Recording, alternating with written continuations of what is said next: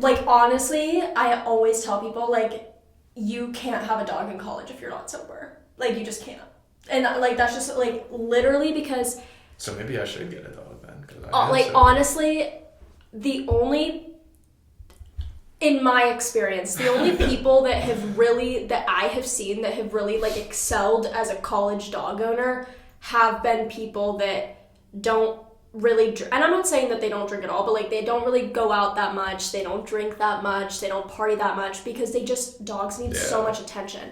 Like, it's just not realistic. Like, if you have a dog, you physically can't go tailgate from 8 a.m. to 8 p.m. Yeah. You just can't. And so it's, like, it's not that hard for me because he just comes everywhere with me. Like, I don't go anywhere. Do you actually, like, bring him to class?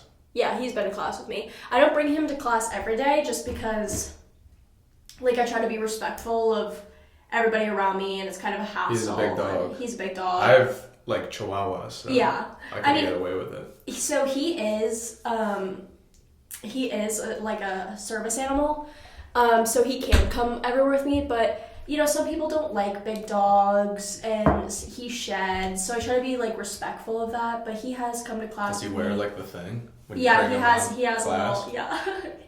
But, yeah, I mostly just, like, all my friends love him. He has, like, 30 aunts and uncles. He has an Instagram. Maybe we gotta put him on the podcast for a sec. Has Winston been on a podcast? He's done a lot in, like, 2 years, Winston has had a very full life. Yeah. But yeah, no. Podcast for sure. I also want to take him skydiving. Really? Have you done it before? Mm-hmm. Okay, I went this summer. First time? Was this summer? Yeah. Life changing. My whole life I wanted to go. Like, since I was a kid, I was like, I need to go skydiving. But you have to be 18. Really? Yeah. I didn't even know that. So my whole life I was like, I can't wait to turn 18 because I just want to go skydiving. Like, that's all I want to do. And then COVID happened because I graduated high school in 2020. And so I couldn't go. And then for my birthday, when I turned 21, I got, like, 4 passes to go. So me and my friends all went. It was so fun. So 21st birthday ideas for sober people. Skydiving. I actually, like, on that note, there is nothing that drives me more crazy than when people are like, there's nothing to do. There's nothing to do if you're sober. Like, there's nothing to do.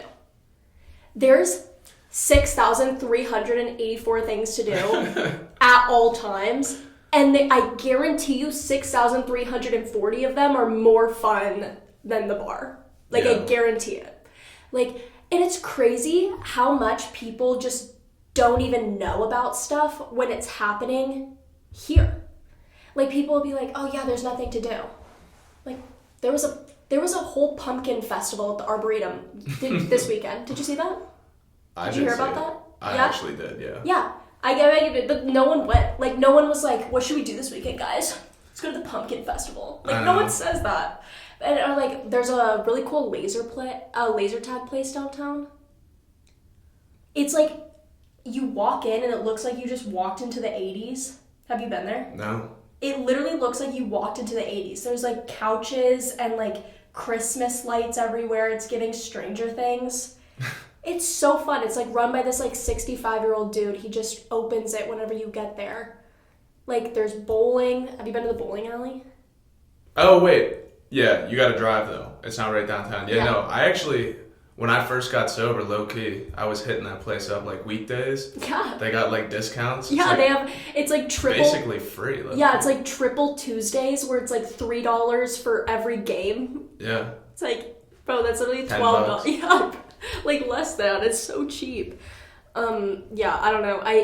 That is one of my biggest pet peeves. Like, I hate when people say that there's nothing to do besides go to the frats and go to work. I think also, like, with, like, just being sober in general, so it, like, just forces you to find new things to do, too. So if you're constantly telling yourself there's nothing to do, then, yeah, there's going to be nothing to do. But if you're sober, newly sober, or trying to be sober for a weekend or whatever, like, you're going to be like, okay, now I, like, I'm going to look out for shit to do. And I also just, people get so comfortable. Yeah, because people get comfortable in what they know. Like if you're going out and you're drinking every weekend and that's what everybody around you is doing, especially now that it's going to get colder too. Yeah. Well, that's the worst. Like I always tell people that as a sober person, the fall sucks so much worse than the spring. Yeah. Because the fall is football season. First of all, it's football season. Second of all, it's cold and gross and no one wants to do anything except for like drink in a basement.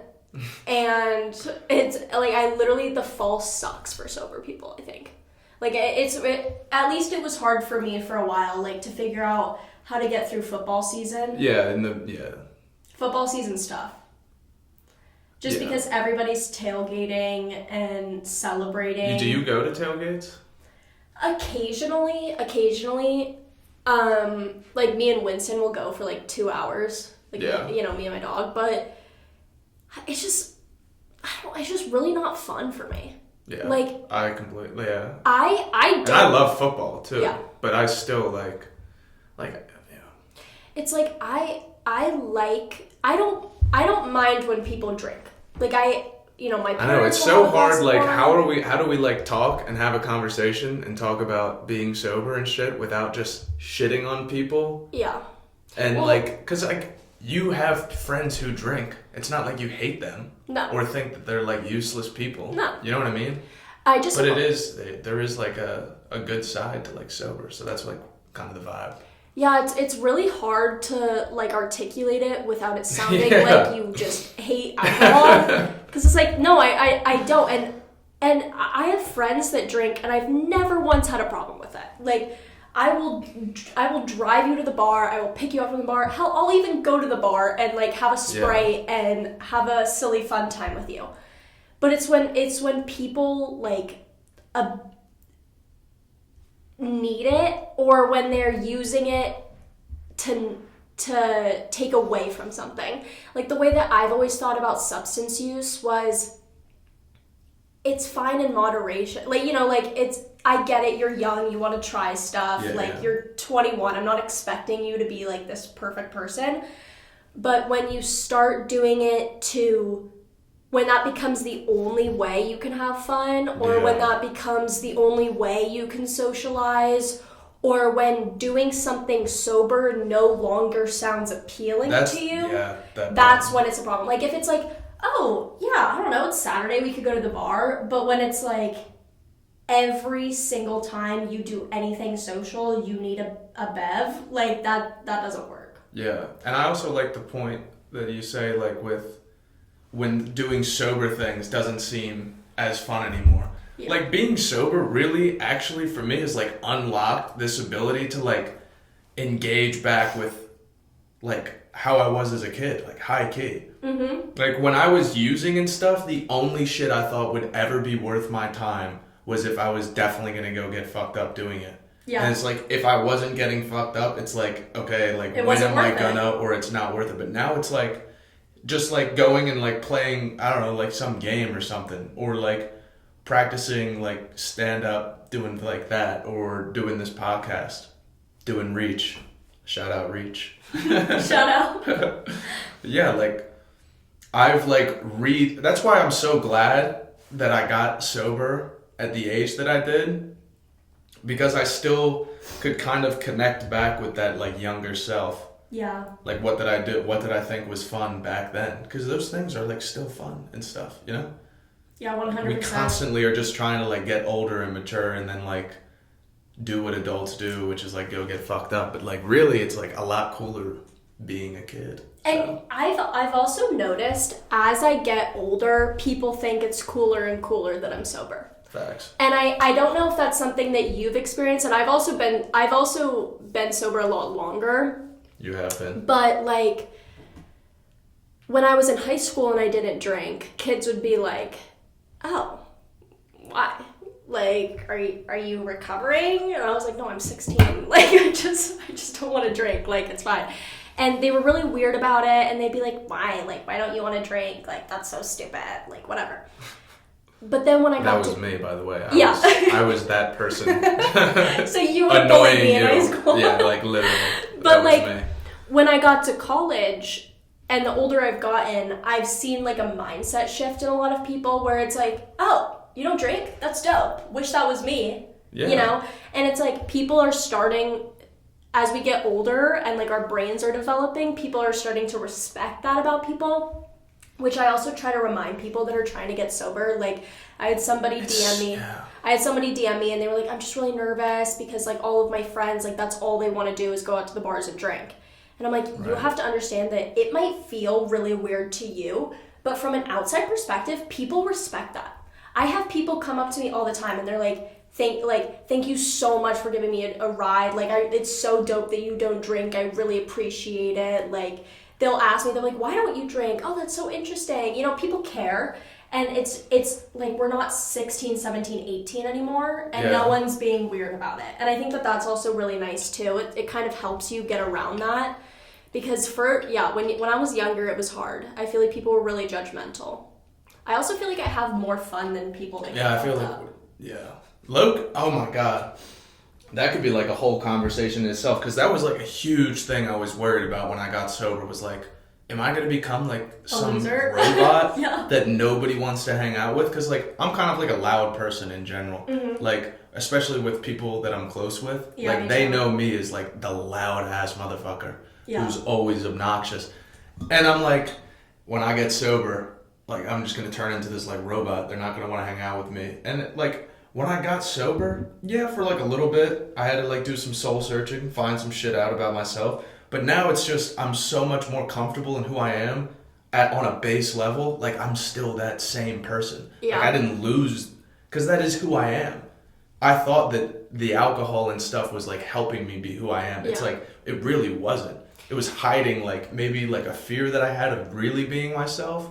You know, maybe something like that. But like, I find that I'm way more able to be myself. There's so many layers of that statement, because it's like it really is like such an interesting phenomenon that like people come up to me all the time and they're like, you're so fucked up, bro. Like, I'm not. Like, I'm sober.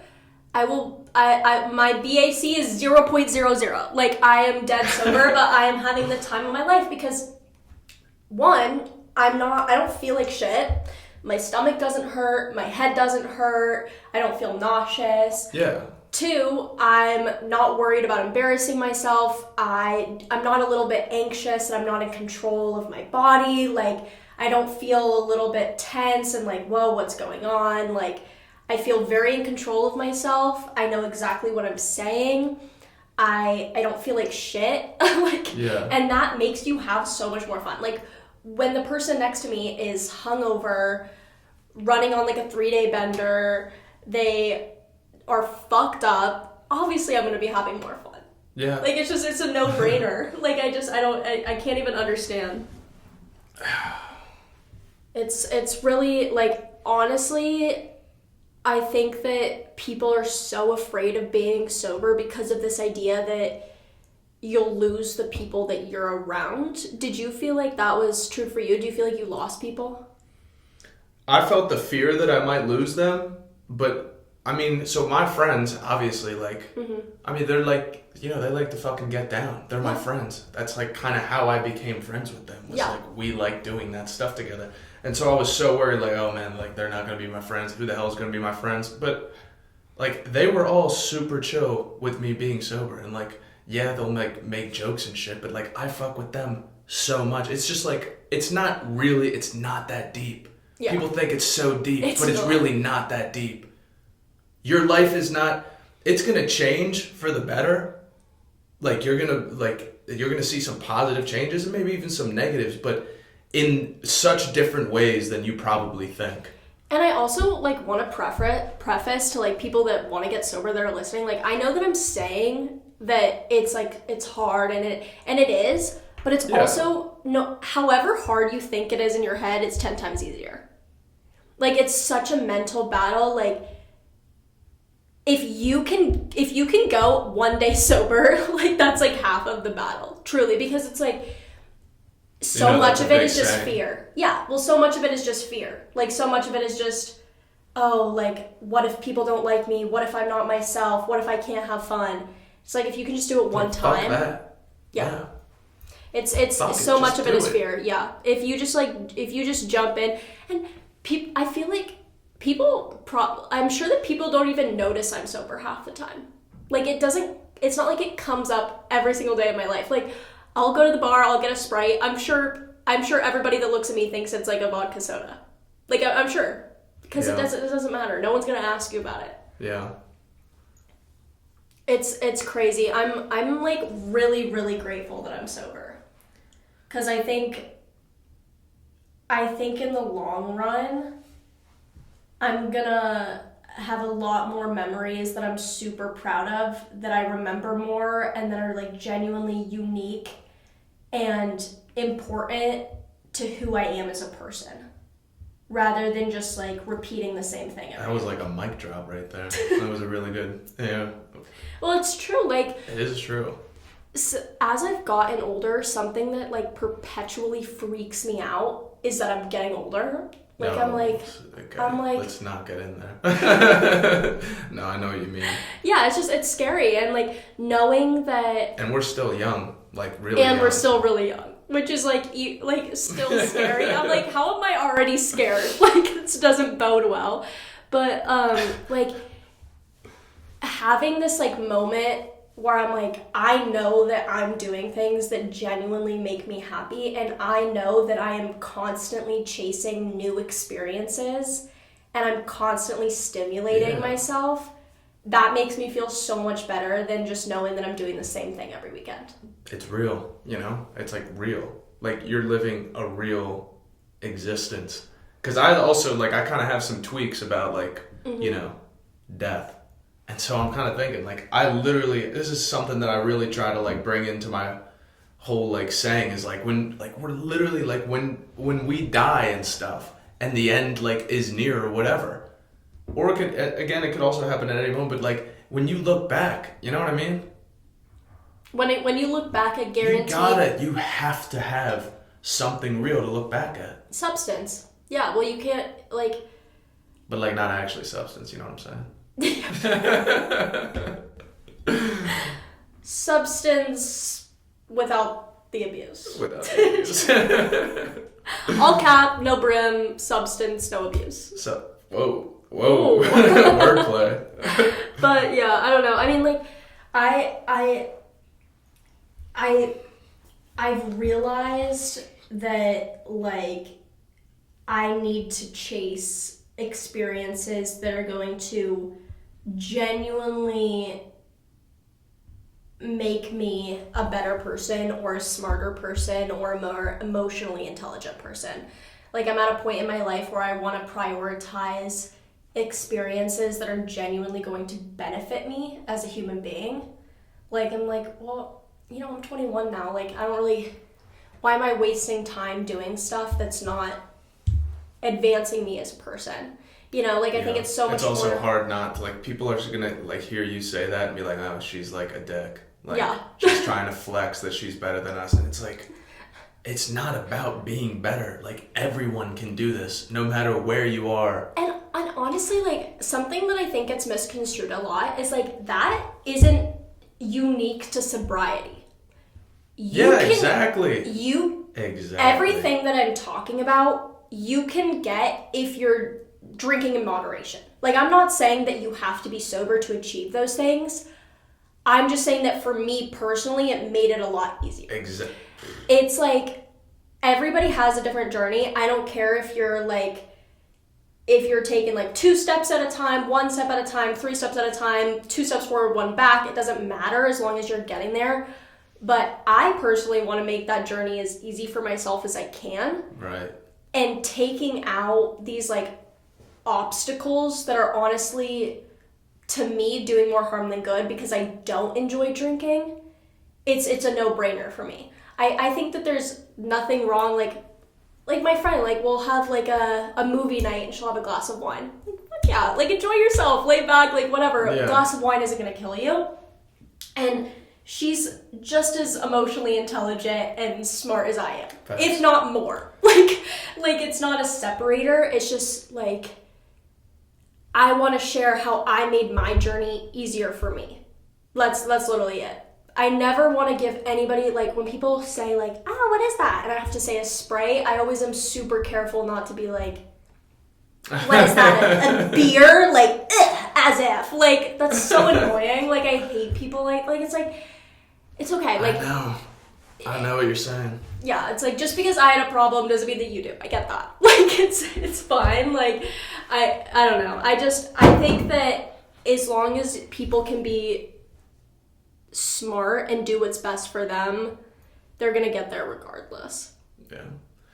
Like, you're literally the first sober person I've had on this podcast. So that you're, like, what you were just talking about right there literally ties into, like, my whole mindset with this thing, is I don't want to, like, bracket people off as, like, you're sober, so you're here, you're not sober, so, like, you're there, and, like, there's no mixing. Like, my whole thing is I want to be able to, like, mix these two worlds together, because that's how I look at, like, sobriety. It's literally, like, a tool to help you get somewhere. And depending on who you are, maybe you need this much work with the tool of sobriety. Maybe you only need, like, maybe one weekend per, like, couple months where you should take a weekend off. But maybe you are a person where it's like, yo, dude, check the fuck in. Like, you gotta be sober way more than you're not right now, because you're not doing shit.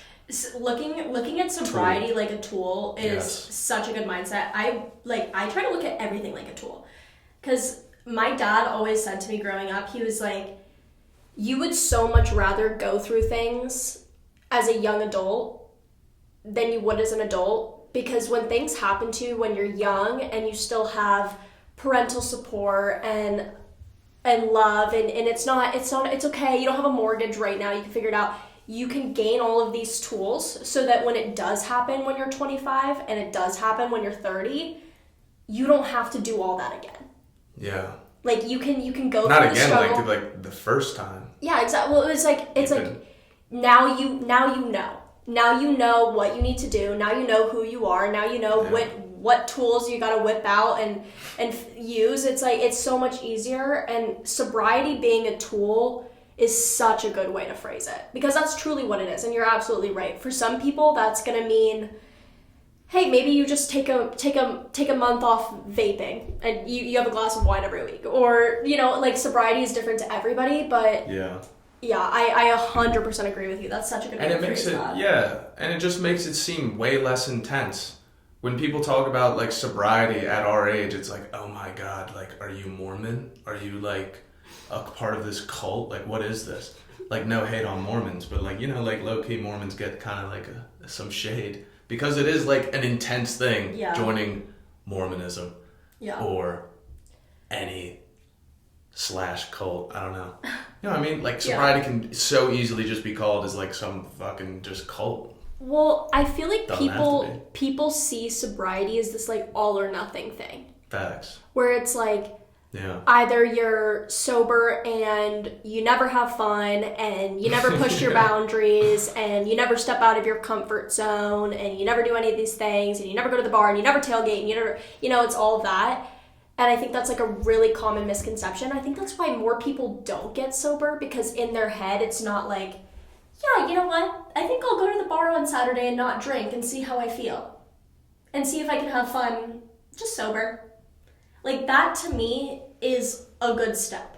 Not stop everything, quit everything, and never do anything fun ever again.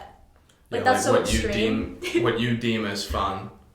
Like, right. I genuinely think, and this is for people that just want to maybe be a little healthier and improve their lives, not for people that are, like, genuinely, truly struggling with addiction, but for people that kind of want to take that step. Like, I think that, like, that is such a good way to gauge where you're at.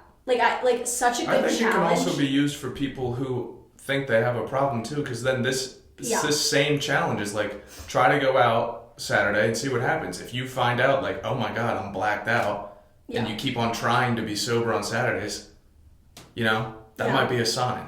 I think, new challenge, sober Saturday. Go out on a Saturday, don't drink, try to go the whole day without any substances and see how you feel. Yeah. It's a good test. If you can't help yourself, then that's a red flag. It is a red flag. It's not proof. It's not proof, but it's a red flag. If you can't have any fun when you're sober and only when you're Yeah. drinking, that is a red flag. Yeah, if you're just constantly, like, you kind of know on the inside if you got a problem. But I feel like if you go out on a Saturday and you stay sober and you're like, that was fun. I mean, it might be a little bit more fun if I had a beer or two, but that was fun. I enjoyed that. Okay, you're good. Challenge. Yeah. You're like, yeah, it's just like checking in and like just confirming to yourself that like this is your life and like you're choosing shit. We can, like, that whole world, you can just get fucking thrown into it, and it's like you don't even realize that you're just not even really making these decisions.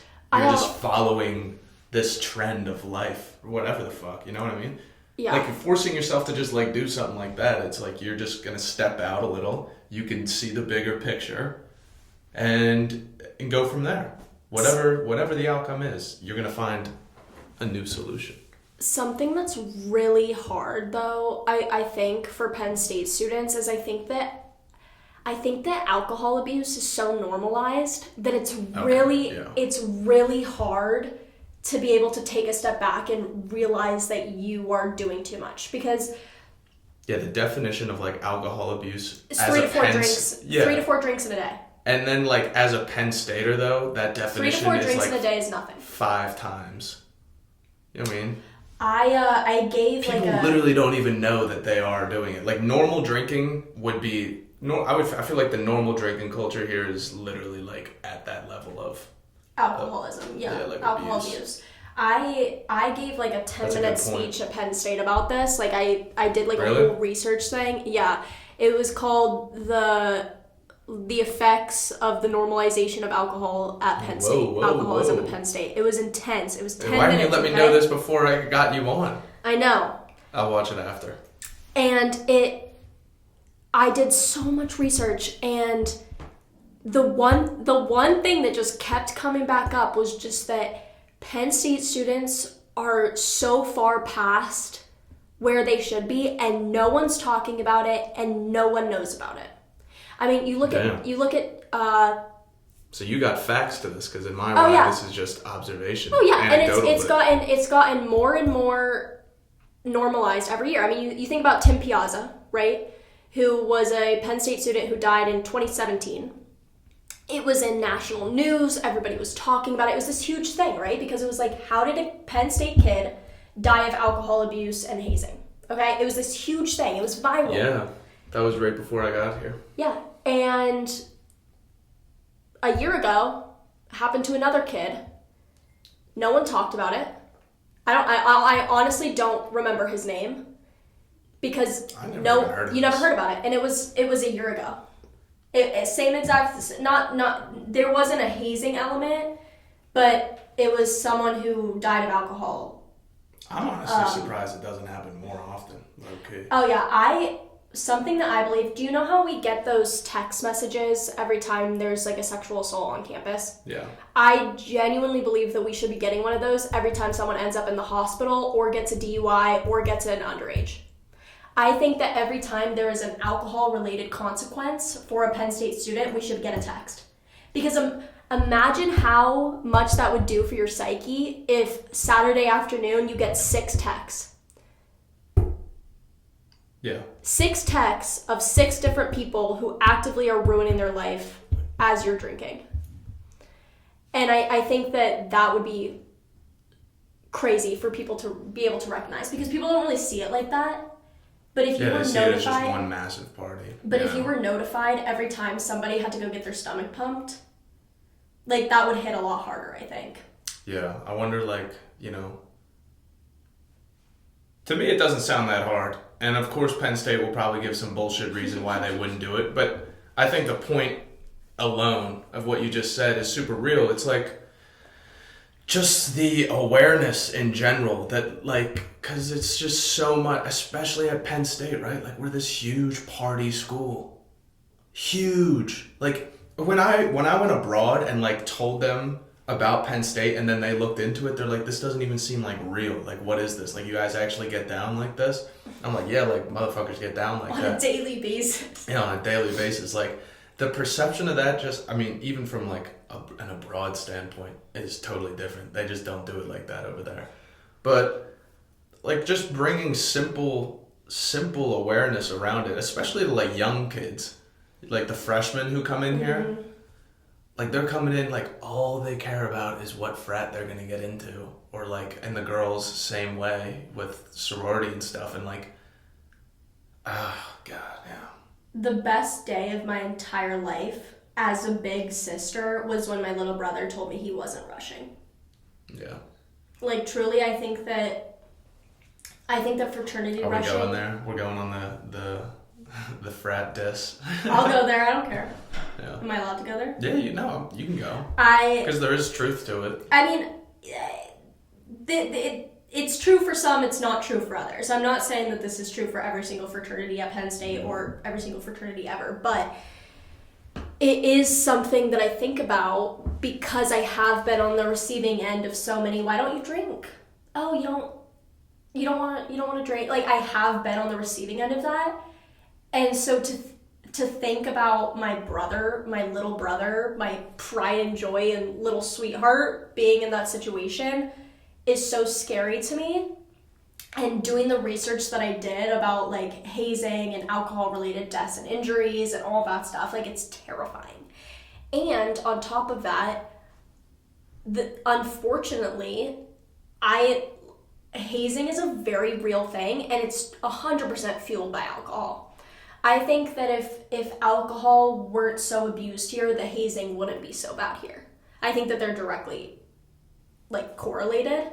Yeah. Because when people drink more, they make worse decisions. But yeah, I don't know. I mean, I was so happy when he said that he was not interested in that. Yeah. And one of my really close friends, her little brother is a freshman this year, and he's rushing. And she's like, I genuinely, Thursday, Friday, Saturday nights, like shaking. She's like, I literally just have my phone on all night. Because I'm just so scared that, like, someone's going to call me and say that your brother's, like, unconscious. Do you know people that rushed? Oh, yeah. Yeah. I mean, either if it's not here, then it's, like, back home and stuff.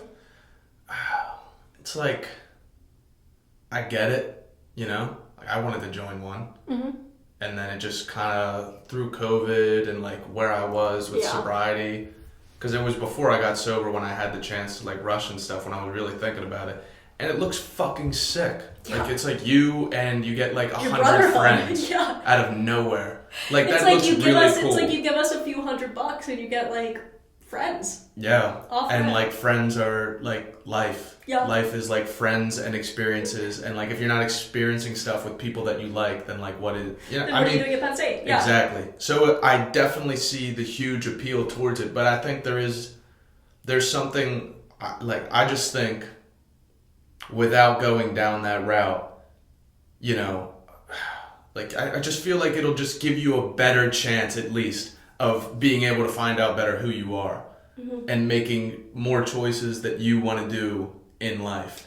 I think that fraternities are exactly like you're saying, like there's so much potential there and there's so many pros of them. Yeah. You just have to, I feel like the people that will have the most success in frats are people that know themselves. Exactly. If you know yourself and your boundaries, if you're the type of person that can say, hey bro, I'm not doing that. And as we know, right? Like 18-year-old dudes fresh from high school going into these fucking frats that want to... more than likely are not in that mental state. Yeah. I definitely was not in that mental state. And so that's the point, right? And so I think if you are the type of person that can really follow your gut and you really trust your instincts and you know that... Because this is true for anything. Like any sort of messing with substances, whether it's alcohol, drugs, frats, sororities, there is a level of risk. But as long as you trust yourself to be able to handle that level of risk, I think it's fine. And I mean, I'm in a sorority. Like, I love my sorority. It's great. Okay, well, there you go. But I also was very intentional to pick a sorority that I genuinely liked. Not I didn't go through any of that Yeah. process at all, so I don't even really know. That's why I don't really have like a super strong opinion on it. Yeah. Yeah. Well, I mean, for me, like, I didn't do the like, oh well, I want to be in blah blah blah because they're a good frat or a good sorority. Like, I went in and I was like, if I find people I like, I'll go. And I found people I liked, and I'm super happy. But the people that I know that rushed based off of status or parties, Yeah, like we all know, ended up dropping. Yeah. And if they didn't drop, then they're like living this, like, you know what I mean? Even if it's not a frat, right? If you just join something because you think it's the right thing to do, then, you know, you might fucking hate it. Yeah. Like, and then you're just gonna give yourself less of an opportunity to check in with yourself because you're too scared to check in with yourself. Like, if you're just given like, okay, like walk this path, you'll be able to like find yourself. I don't know. Like, there's so many things in life that are trying to put us on one track and then have you not check in with yourself. It literally goes back to like what you were saying, like sober Saturdays, right? The whole point of that, check in with yourself, check the broad picture.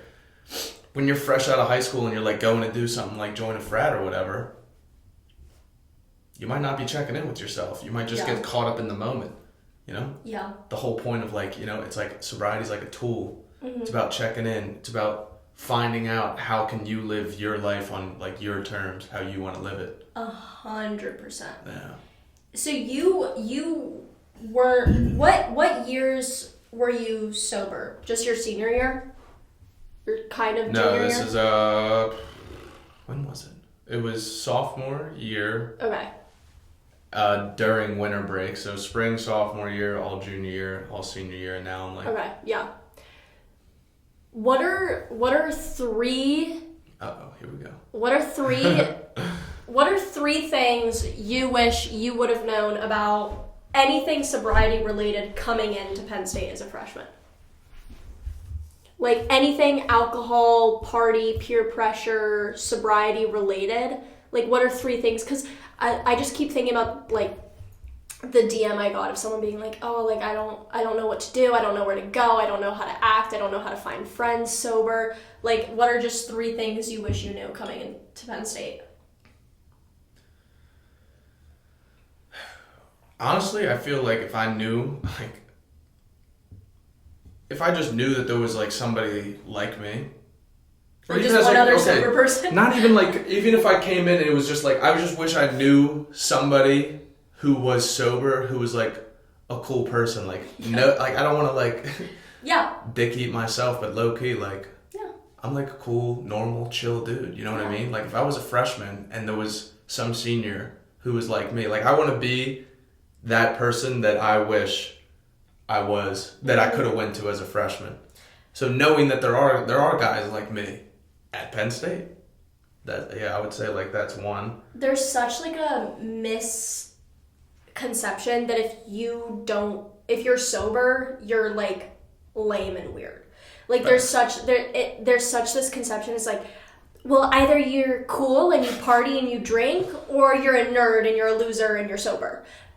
And being able, like, I completely agree with you. Being able to see, like, people that are super social and bright and positive and energetic and also sober is like, oh, wow. I know. It's like mind-blowing from what we're used to seeing. Like, or like that just, I don't know. When we're in high school, that is what we think of a lot of who a sober person is. That's certainly who I thought sober people were, the idea of sobriety. Sobriety was not even like really close to an idea on my mind when I came into Penn State, to be honest. So I'm like curious. I'm like interrogating you. Yeah. I'm interested now that you said that, because you said that like you wish that there would have been someone like you to kind of like demonstrate that sobriety. So have you considered like going to East or Pollock and like setting up a chair and telling people to come chat about sobriety? Oh my God, is this like a new podcast avenue? I feel like when you said that, that made so much sense to me. And I feel like if your whole goal is to like, I feel like you gotta start at the freshmen. Like, I feel like in order to like truly make a difference in like peer pressure and alcohol abuse and substance abuse at Penn State, you have to start with the youngest class, because that's the class that's gonna that's gonna end up being the upperclassmen. That's why the like frats go to them too. You know, they're the impressionable ones. They're the ones that are not like set on any track. But I just feel like it's way easier to try to give a freshman that's looking for guidance already some tools than it is to try to impart that wisdom on someone that's already 21 and is like, dude, whatever. I've been doing it for 4 years. Like, what do you know? Yeah, right. But like, you might be onto something with that. I might try it. Well, because I completely agree with you. Like, I felt the exact same way. Like when I was going through sorority rush, if there would have been a senior girl that was like, oh yeah, I don't drink and I'm in a sorority and I love it, I would have been like, wow, that's crazy. Like, it makes a huge difference. And I think you're absolutely right. And if you feel that way, you should go to the freshman. Post up at the Brim outside of East Halls. How fun would it be if you like went to like Goodwill and bought like a big like a chair, like one of those like vintagey chairs, 2 of them, just plopped them on the hub lawn, just put out a poster board, just says like, come chat about sobriety, and people can just sit down and chat with you. Yeah. Even if you didn't record it, like just giving people like some sort of option, that could be fun. Hand out some fast. Because that's the thing, like, huh? Hand out some fast. Yo, we're not going down this with the fast food. But like, there's like, because I feel like, God, like sobriety talk, when it comes from Penn State, like even me, it's just like fucking gag. Stop. Yeah, it's like in one ear out the other, yeah. Like I feel like the best way is like what you're saying, like just get somebody who's like a genuine, real human being who's living this life. Like I might drag you down to the hub with me sometime. Yeah. Yeah. Just come chat with us. Yeah. Because it is so true. It's like, it's so much easier than people think it is if you look at it like a tool. I also think that, like we were talking about, it's so hard to find sober people to hang out with, and it's hard to find sober things to do. What if we started doing like a monthly bowling thing? Like a monthly sobriety bowling thing. And it's like, if you're sober, or if you want to check out being sober, come meet a bunch of sober people and go bowling. That would be fun. Yeah, I agree. You should do that. Or like just something, like some fun, creative way for like sober people to meet each other and help train them. No idea. Like I'm literally like, I'm making an app right now that's for this shit. Like this is what I'm trying to do. Yeah. This is like the goal. I'm trying to like literally like blow up sobriety a little bit. Yeah. Like I feel like we're at like this cool time where like, you know, like earlier you were saying like when we were younger, people were like anti-sobriety, and like now as we're getting older, people are more towards it. I think even as like a society, there's even a little bit of a shift. Oh yeah, 100%. Like even if the drinking culture becoming bigger and sobriety coming bigger, those both can happen. That can be the reality of it. And I think that is kind of where we're at a little bit. Well, I also think just in this era of mental health awareness and just this whole kind of kick that society has been on, and like being your best self, being a healthy person, being a happy person, that really like makes a lot of room for sobriety to enter the conversation when it hasn't been in the conversation for like a really long time. And I also I also feel like it's way easier to internalize sobriety coming from a like young adult that's living it versus like Penn State CAPS, like their like sobriety program. Yeah, I know CAPS well. I have issues with CAPS. I have big beef with CAPS. I think it's horrible. Like, you know you have to pay for CAPS? Yeah. Why are we paying for a sobriety service? I know. We should start a free one, maybe. Maybe that's what our Hub Lawn talks will be. Notice how I'm putting hour? Like I'm dragging you there. Yeah, I'll pull up. I'll bring Winston. Yeah. We can have an emotional support talk. Wow. And free sobriety chats. And a girl and sobriety talk. Like we'll have the... Yeah. We could get Winston, like we could cut holes in like a little hat. Alright. With the brim. Yeah. Facts. I bet there would be a market for that. Little brimless hats for dogs. With dogs, there's a market for everything. Facts. Dogs are like $1 billion industry. Crazy. I know. I have like 2 of them, and my mom probably spends more on them than us at this point. Just in They're treats. like spoiled little kids. But yeah, I think like I am such a believer in not just talking about the problem, but talking about solutions. Like I think that exactly. Like, I love a good chit chat and I love a good podcast, but it is so much, in my opinion, it's so much more important to talk about, well, what are we going to do about it? Because, like, we can know all of these things about sobriety and about alcohol abuse and substance abuse, but until we start making an effort to change it, nothing's going to happen, you know? And I think it's really I think when it comes down to it, it's gonna be up to younger people because they're the people that have been in it. They know what people struggling want to hear. They know what is gonna work and what's not, and they know how to restructure the things that aren't working. And I think it's really gonna come down to people like you. And I'm excited to see what you do. That's like low-key kind of a powerful ending right there. I feel like we should just end it there. I think that was kind of a bar. Yeah, that like literally was. Yeah. All right. All cat, no brown. Deuce.